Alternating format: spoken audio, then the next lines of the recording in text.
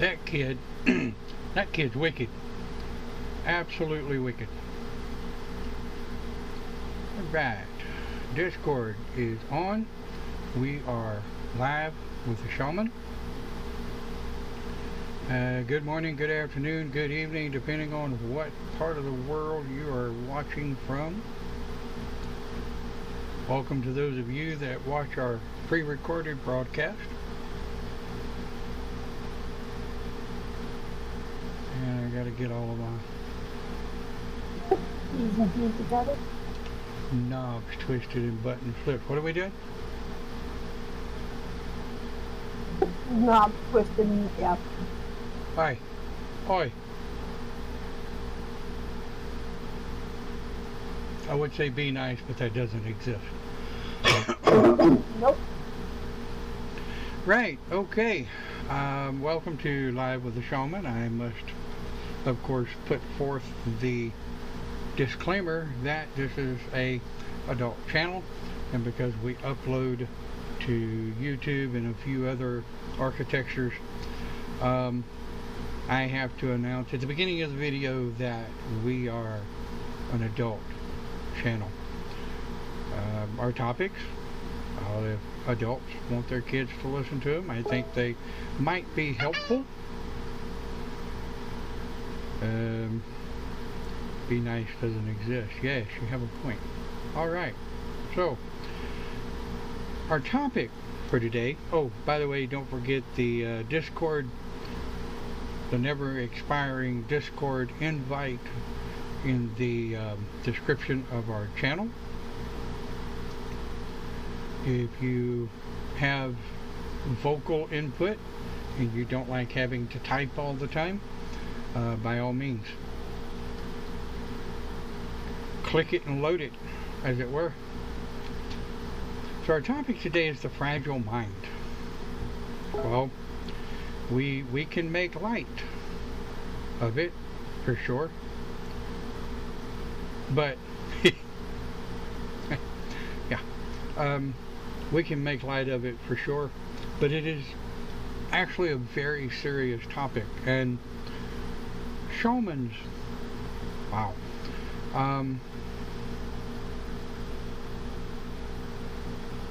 Some people will say we are slightly eccentric. Wouldn't know what you were talking about. No. But the fragile mind actually has kind of come to play because I have personally been in a bit of a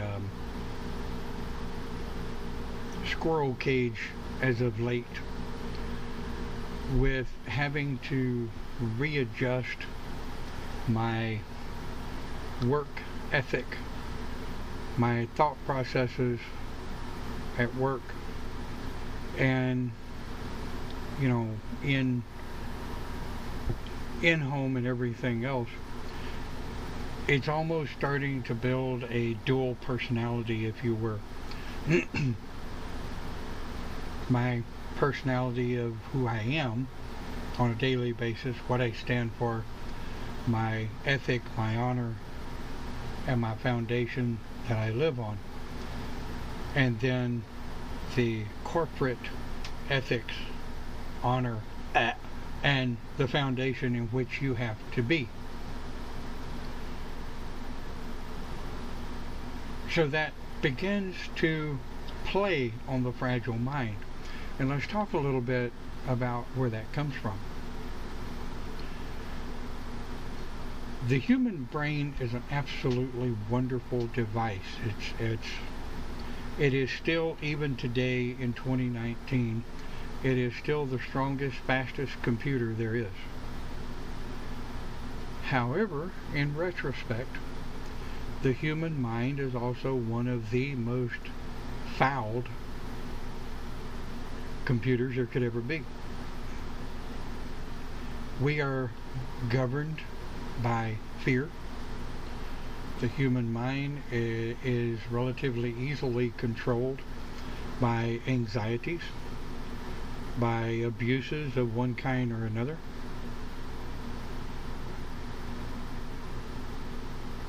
counselors and psychologists and psychiatrists of today, at the time of this video, are busier over the last 10 to 15 years than they've ever been.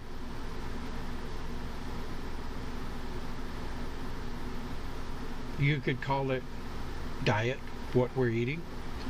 You could call it the chemicals in our foods if you wanted to go that way. You can call it some of the medications that some of us have to be on, that some of the people that live with chronic pain, some of the medications that they're on cause psychotic breakdowns and psychological issues. You know, which one do you want to take? Chronic pain, which causes mental issues, the medication for the chronic pain, which has been known to cause mental issues. And of course, we all have to have a job. I am absolutely grateful that I have a job. But in today's day and time, jobs require more out of us mentally than they really do physically in a lot of the office-based type admin, support, what have you jobs. So the fragile mind in and of itself is kind of an oxymoron statement. Medically, scientifically speaking, our mind is a muscle. It has, scientifically speaking, synapses in it that fire, and somehow this amazing recording device up here in our some of us pointed little heads stores information for recall. Some people have a photographic memory. Some people have a pornographic memory. Oh, I said that, didn't I? Yeah. And some people have no memory, little to none. And short-term memory. Well, yeah, I'm fixing to go there. Some people have little to no short-term memory, but if something manages to stick, they never lose it. What the hell were we talking about? Oh, like me this morning, I walked out of our part of the house with my coffee mug, but I forgot my Dr. Pepper bottle. So in between shows, I ended up having to run back over and drop off my coffee mug and pick up my Dr. Pepper bottle. Humans are also creatures of habit. Our habits do have to do with the fragile mind. If too many people break our habits, things that we like to do, things that we repetitively like to do on a daily basis, if something happens that throws that out, then we're kind of lost. Take Friday, for example. When I got up this last Friday morning, I felt like crap. My face was swollen. I couldn't think 2 inches in front of my nose. I just really didn't feel good. And when I walked in here, the internet was down. I'm like, well, shit. And I thought, when I got up Friday morning, I thought, I'm really probably going to end up calling in today. I just don't feel good. As it were, apparently Spirit wanted me to call in anyway. So I did. And of course the internet did not come up till sometime later, but still, it wouldn't have made any difference. I felt like crap anyway.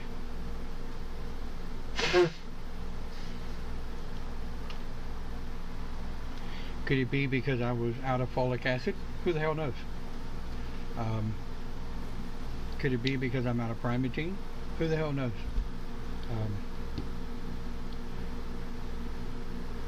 But let's think about the fragile mind.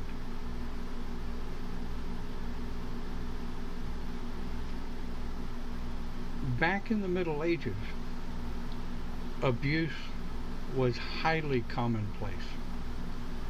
Now, here in 2019, abuse is still commonplace, but it's a different kind of abuse that causes the fracturing, if you will, of what we have come to know as the Chrystal Chalice.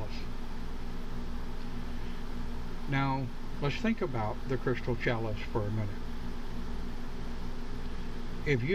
If any of you have ever read or are reading the Black Jewel trilogies, a lot of it in there, and this is the reason why it's required reading for my students, a lot of it. It talks a lot about the Chrystal Chalice. What happens if it breaks? What happens if it shatters? You enter the Twisted Kingdom. This is the kingdom where you don't know who you are or what you're doing. You may have moments of lucidity where you've got it, and you may have more moments of lack of lucidity when you don't got it. Well, this actually comes to play a lot when we start talking about the fragile mind.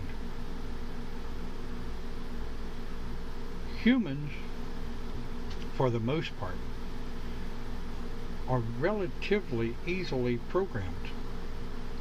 You can look at the news of the society of the world around us right now.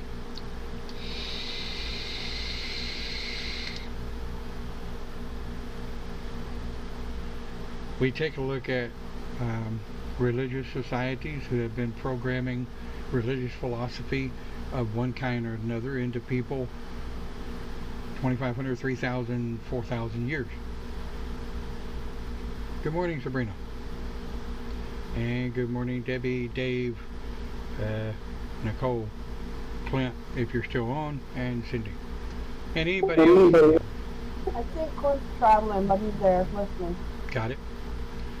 So, let's think about what causes a fragile mind.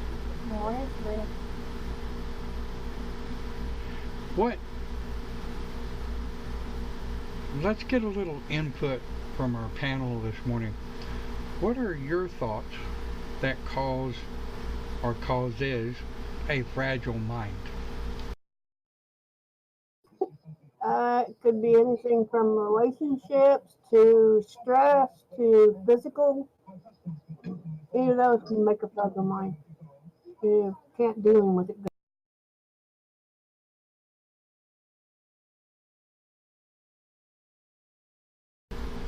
Dave says people are easier to program if they're not taught respect and don't have a concept of respect or practicing in their, okay, yeah, I can see where that would come from, right? But in a lot of cases, if we are programmed as children that life should be a particular way, unless something happens in our lives along the way, do we not become that which we were taught? Sabrina says trauma. Absolutely. Also, self-esteem. Self-esteem is a big one, but where does self-esteem come from?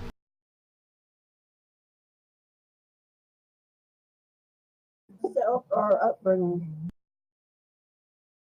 It comes from upbringing, but it also comes from everywhere and everything we do as a human being. Our entire lives is programming.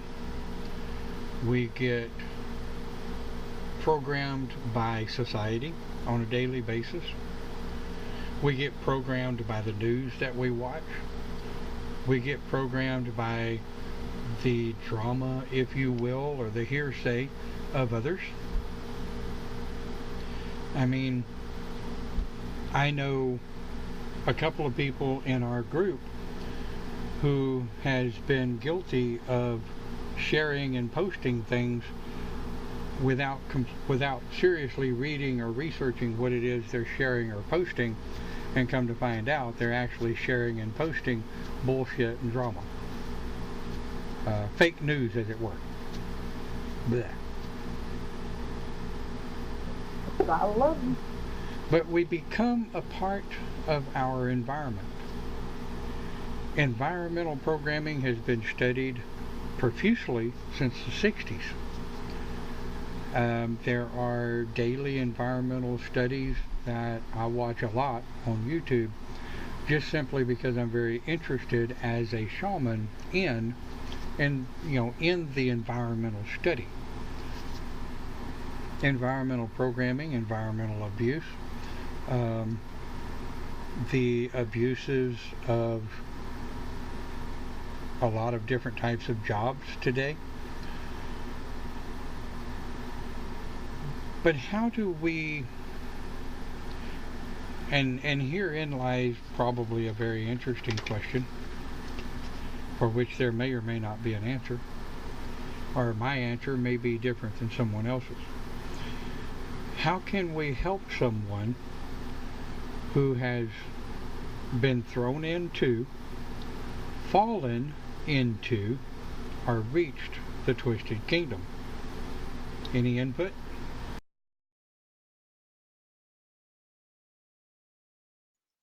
Go ahead. I was just going to say my main thing is listening, because I know that sometimes when I am able to just talk to someone, I can find my own way out. Good idea. Yep.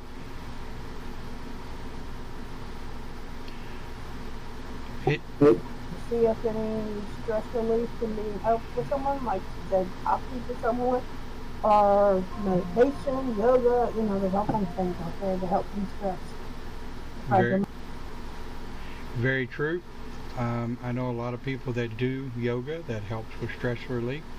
I've considered yoga, but I only considered it past the point of watching what some of these people do, and I'm like, no, my body ain't doing that shit. Not happening.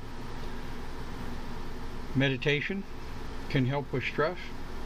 However, in retrospect, meditation is useless if you are the reason you're stressed. When it comes to the fragile mind, the chalice, if you will, you are your own worst enemy. I am my own worst enemy. Yep. We find ourselves winding ourselves up like a wind-up clock or a wind-up mouse, and then society pushes the button and watches us run around in circles.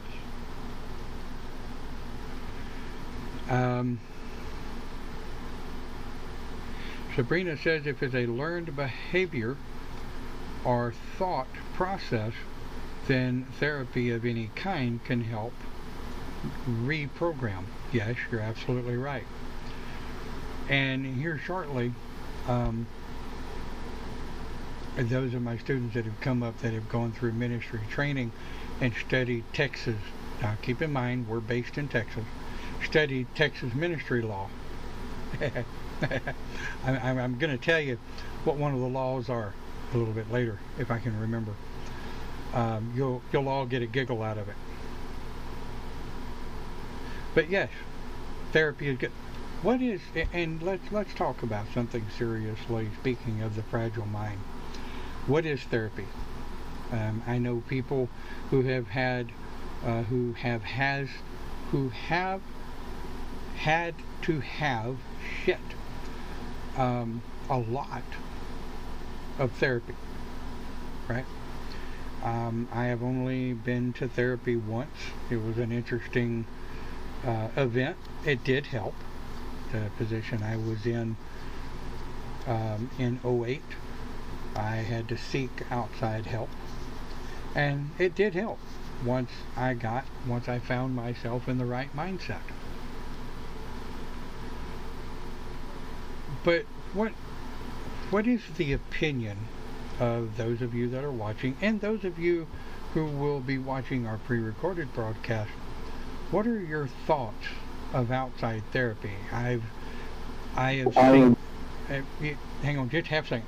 I've seen people come out of therapy so completely screwed up they didn't know their own name. And I have actually seen therapy that has helped people get their lives screwed on and get themselves straight. What do you think? Well, there's several types of therapy that resolve what behavior, belief, feeling, relationships, issues. But if you got to find the right therapist or someone to talk to get it to work. Like you said, people get screwed up. Very true. Anybody else?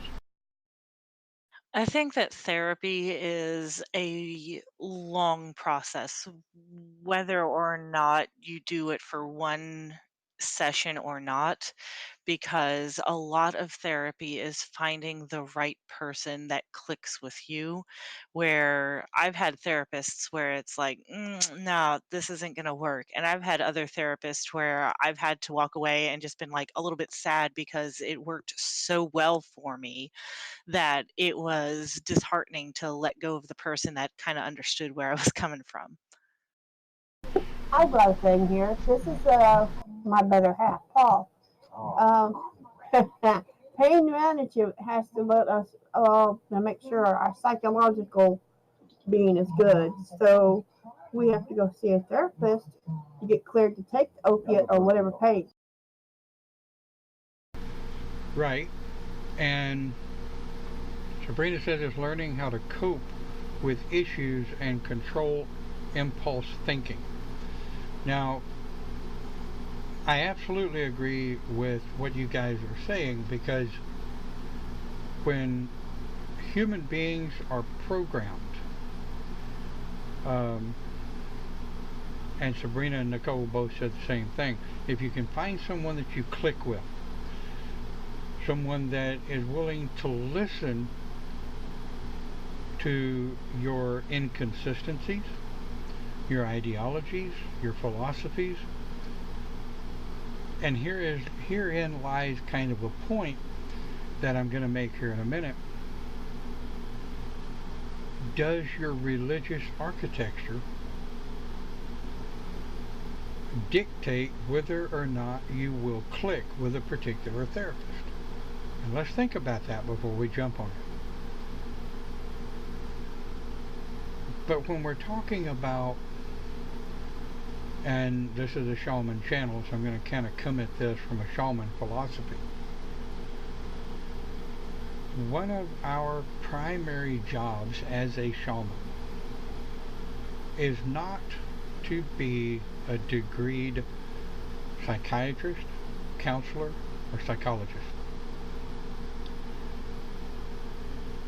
On the flip side, our job is to be a listener, a spiritual counselor,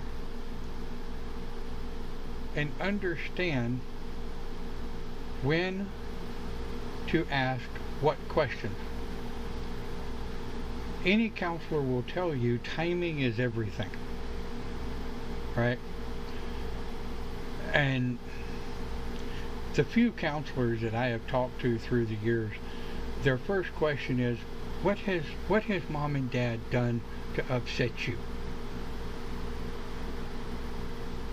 Well, first thing is, let me slap shit out of you because you ain't got a clue what you're talking about. Right? It's not just parentals that have the biggest positive or negative influence on kids, on young adults, on people, period. It's society as a whole. It's news, it's society, it's friends, mates, loved ones, sex toys, whatever the shit you want to call them. When people start to offer opinions about how to fix someone, that's when they start entering the mode of the counselor. Which is why, as shaman,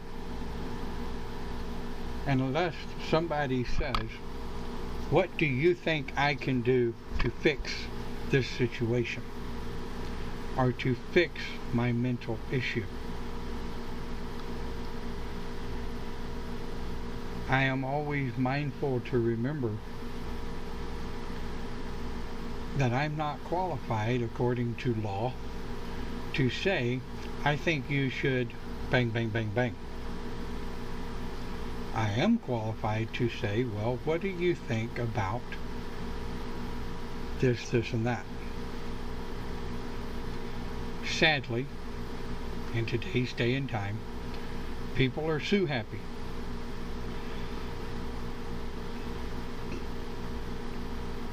"20 years ago, if the only thing someone talked about was committing suicide, I'll just kill myself. Okay, I can't stop you. It was on the person that killed themselves. Now, at the time of this video in 2019, there have been several people that have been arrested and charged with involuntary manslaughter for telling someone, go ahead and kill yourself.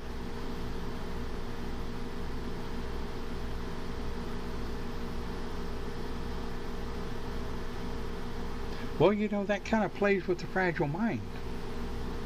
Now, granted, I absolutely do not think someone should do what this woman did to this young man, and that is every day,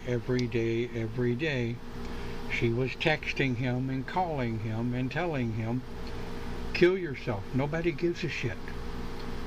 I dare you, kill yourself. Go ahead, end it, kill yourself.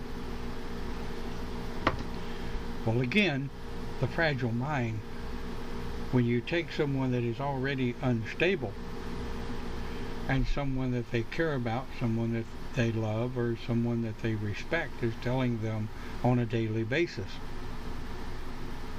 to kill themselves, eventually they're going to do it. I'm of two minds on this. I think the person that is cruel enough to repetitively tell someone, do it, kill yourself, end it, nobody cares. I think someone who is that cruel to begin with needs their own psychological help. That's just me. I think anybody that is that cruel and that inhumane should be slapped anyway.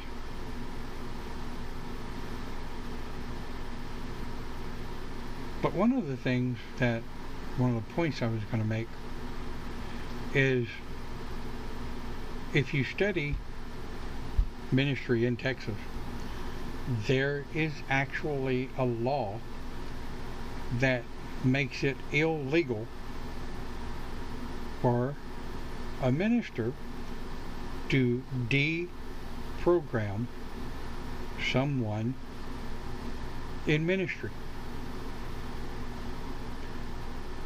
I'm not shitting with you. It's there. I don't still have it, but it's there.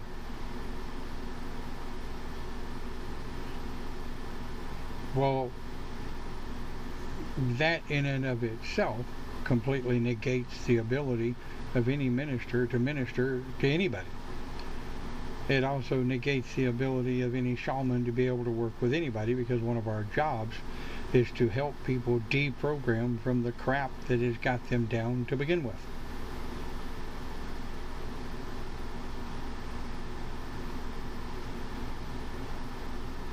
So, if anybody watching our broadcast hasn't already thought about it,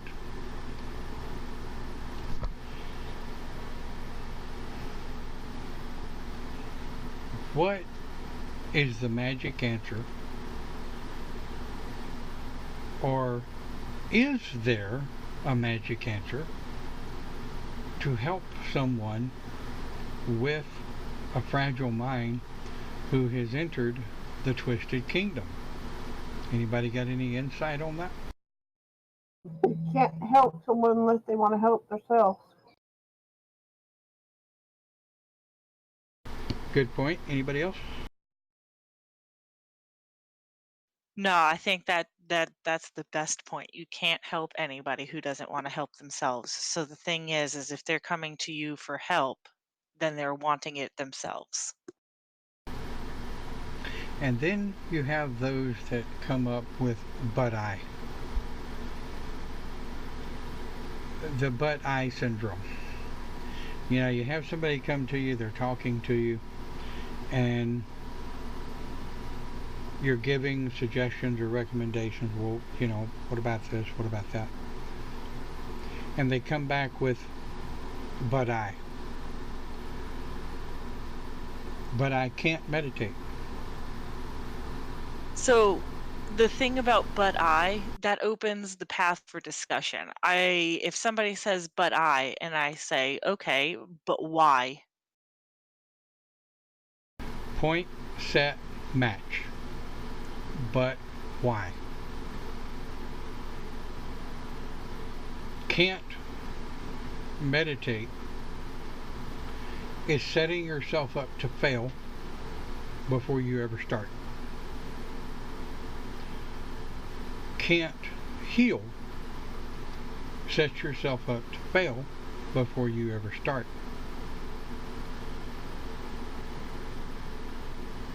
On days that I'm really having a hard day, and I sit here and I look at this computer and I go, I just really can't do this today. I've set myself up to fail before I ever get started.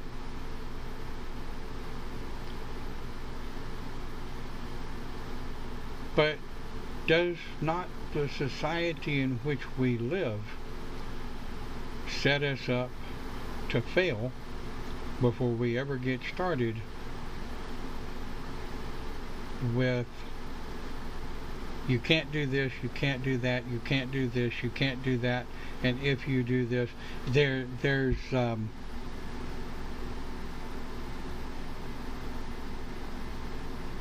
lost the word. Consequence? No, it's not consequences. Well, it's consequences, but there's ultimatums. That's it. Well, life is full of ultimatums, but if you're in a position or a situation where the only thing you're ever given is ultimatums, you're not given choices. Okay? Granted, I know that if I throw this solid state hard drive against the wall, the consequences are it's most likely going to break and be useless afterwards. That's not an ultimatum, that's a consequence. But if someone tells me, if you throw that SSD against the wall, I'm going to hit you, that's an ultimatum. If you this, then I'm going to that. That's an ultimatum. I'm guilty of giving ultimatums, right? When someone... Go ahead. Yeah, ultimatums is to extreme. Well, I'm guilty of giving ultimatums because I've been known to tell people that are in my face, if you don't get out of my face, I'm going to knock your ass out. That's an ultimatum. So are we... Yeah, I've done that before. Right. So have we not noticed that the fragile mind might not be or might not house the same fragile issues that someone else may house?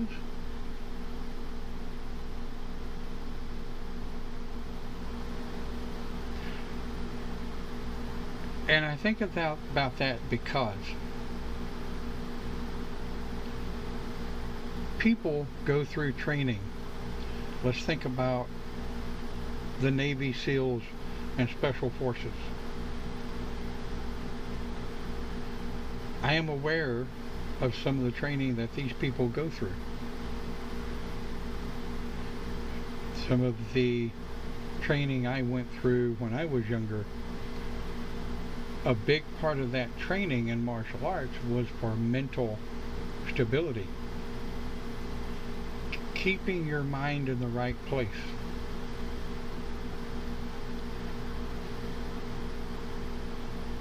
And something I've noticed, and people might think about that watch our broadcast, it is very easy to break positive programming and replace it with negative programming. It is a lot easier to break positive programming than it is to break negative programming. Anybody?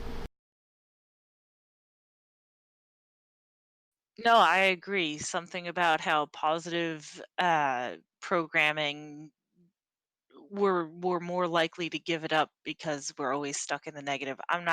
I've seen it, but I'm not sure exactly why.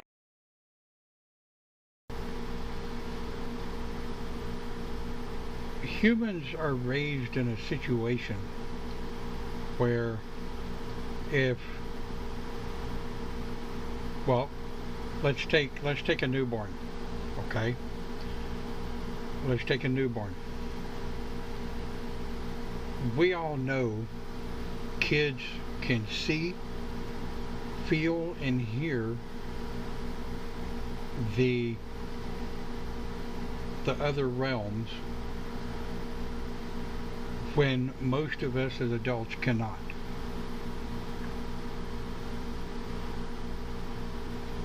If a child is not taught that they cannot run,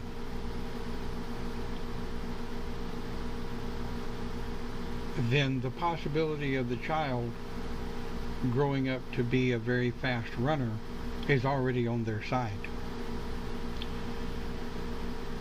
If a child is not taught that magic and energy, and just because you can't see it doesn't, means it just because you can't see it means it's not there. If children are not taught that from the get-go, then they grow up with a better connection to the earth, to energies, to the spirits that walk with us every day, to the other planes of existence that we as pagan,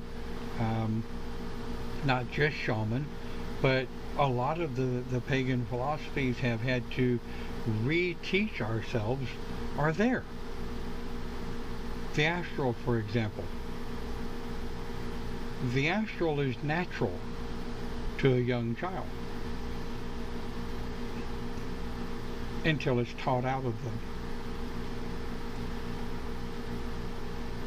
So from right, called daydreaming. Yeah. So from the beginning, human children are taught to fail, for the most part. Not all, not everyone. I've met some that weren't.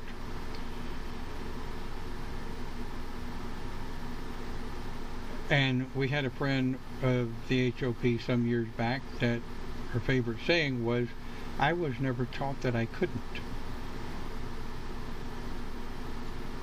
She was raised in a household where she was always taught she could do any damn thing she thinks she's big enough to do.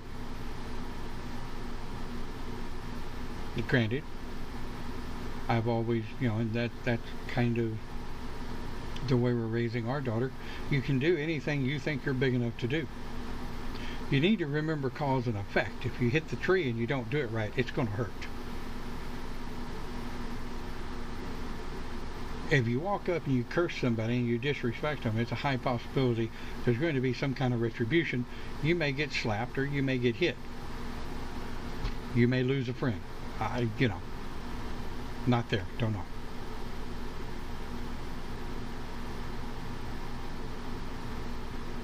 But I think the question of why humans are more easily negatively programmed is because of the overall abuse of society to begin with.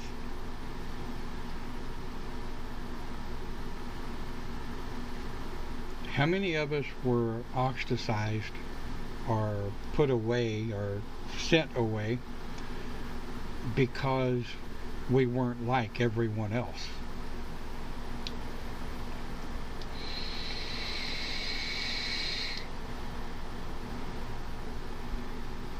Almost everybody. Yes, at one point or another, almost everybody.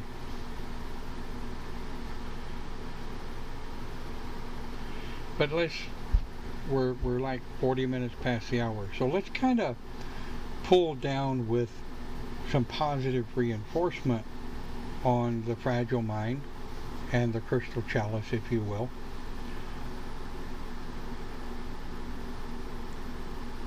We are our own worst enemy.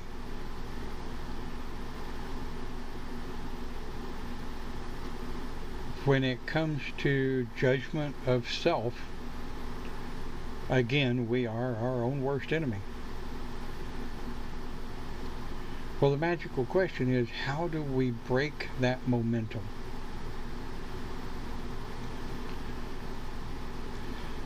Cindy, what is my power word for breaking momentum? Stop. There's your magic right there. Hell, Things get so going on, and there's this going on and that going on, or this bill needs to be paid, that bill needs to be paid. Oh, what am I going to do about the medicine? It's the other day I had this meltdown and I said, wait a minute, stop.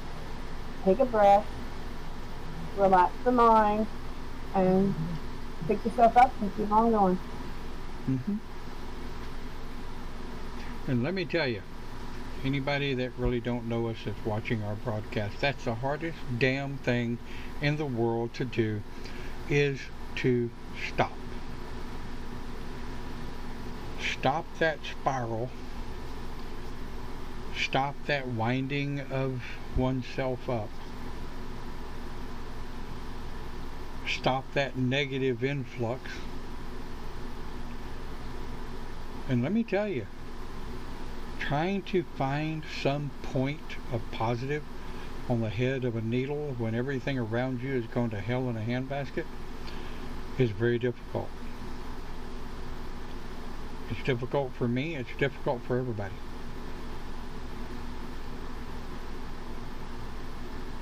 But we need to remember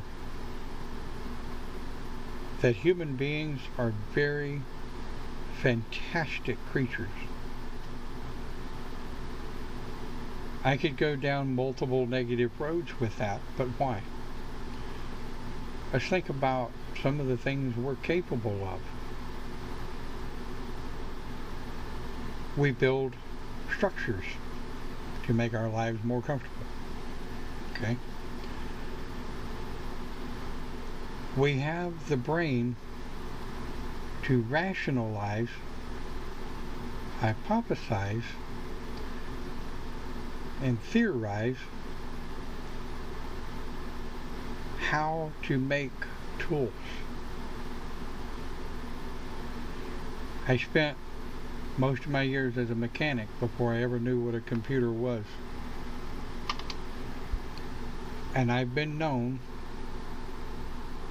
to be working on a screw that was impossible to get to, and I've been known to put a screwdriver in a vise and heat it and bend it up so that I have a 90-degree screwdriver. Cool. The human mind, though it houses a very fragile chalice, that chalice is surrounded by a mass of muscle that if we can tap into all of the very things that we were always taught didn't exist. As shaman, we do it anyway when we're counseling other people. As shaman, we live that knife edge of eccentric, slightly twisted. That makes it fun.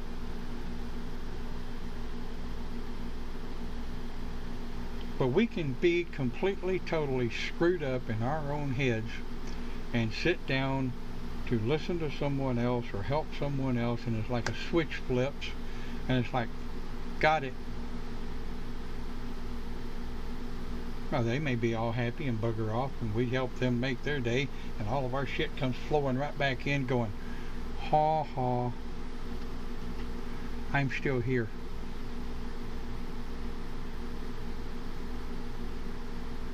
First thing we have to do is remember our power word of stop. Stop that momentum. And we need to be able to learn how to feel when our own crystal chalice is starting to crack. It's like an egg, isn't it? You lay an egg on its side, a single tap of a nail will break the egg. Stand an egg up on its end and you can almost stand on it and it'll support the weight. This paper towel roll, much the same way. You try compressing it from the ends and it's really difficult. However, it's very easily squeezed in the center. If we understand the weak points of our crystal chalice, and we understand the weak sides of our fragile mind, and we understand where those weak points are at, what is our trigger words, what are our trigger mechanisms? Some people are set off by smells, by flavors, by sounds, by other people's emotions, actions, and reactions. If we understand what that trigger is, then we have to begin to build the protection around that area that triggers that. And some people might be like, well, hell, I just put myself in a box and never come out. Well, that's the worst thing anybody could do for themselves.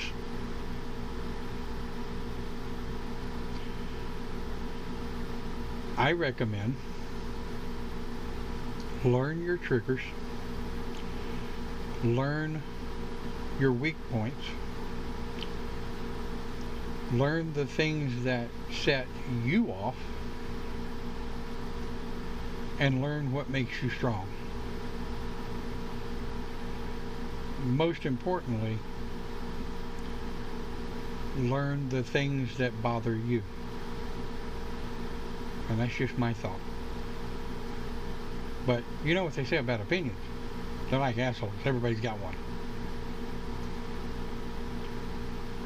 I want to thank those of you that were in Discord for your input. Thank you very much. Always welcome.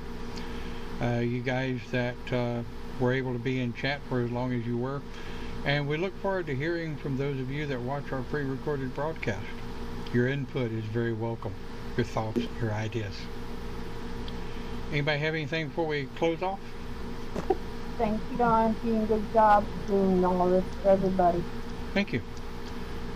Thank you to you guys for being here. You have a great day. Enjoy your week.